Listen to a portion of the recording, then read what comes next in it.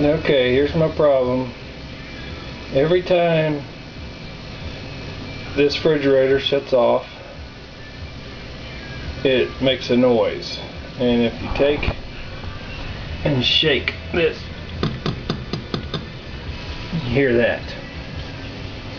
So I've taken these bolts out of that spot and that spot and lifted it up just a little bit.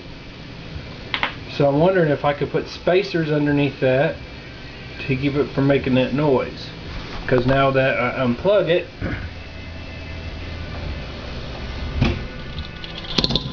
you hear that? Yeah. I need to figure out how to fix that problem.